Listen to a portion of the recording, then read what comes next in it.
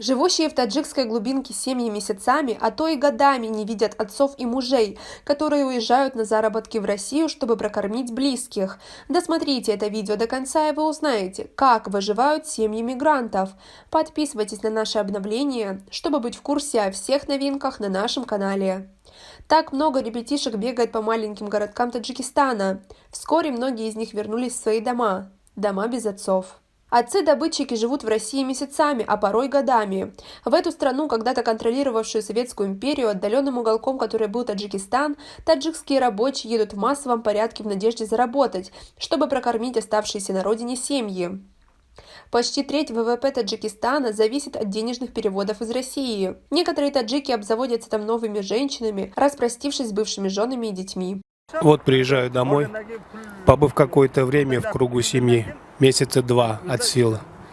Когда начинают кончаться деньги, меня тянет обратно в Россию. Как вы относитесь к такой ситуации? Свои ответы пишите нам в комментарии под этим видео. Дом Гадоева полон детей, бегающих по саду и играющих с тем немногим, что у них есть, под зорким оком ярко одетых, но смущающихся перед объективами молодых матерей, дочерей Гадоева и их соседок. Как вы относитесь к такой ситуации? Свои ответы пишите нам в комментарии под этим видео. Узбеки, киргизы, таджики продолжают ехать на заработки в Россию, несмотря на непрерывно растущее налоговое бремя и ужесточение миграционного законодательства. Женщины трудятся на полях и заботятся о детях, в то время как от отцов семейств ожидалась помощь в постройке дома и обеспечении тех, кто в нем живет. Почти все мужчины уже либо съездили, либо планируют поездку в Россию, где зарплата продавца в размере 20 тысяч рублей, $310 США, в месяц в 3 раза выше, чем получает бахтиер, работая на правительство в Душанбе.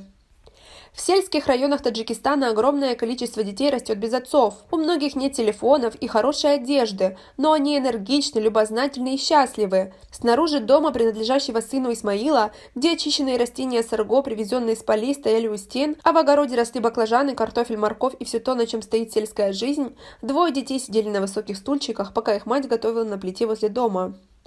Это огромная проблема жителей Таджикистана. Мужское население практически отсутствует, не видя, как растут их дети. Правительство Таджикистана должно уже взяться за эту проблему и решить, чтобы семьи были счастливы и полноценны. На этом у нас все. Оцените наше видео подпиской и лайком.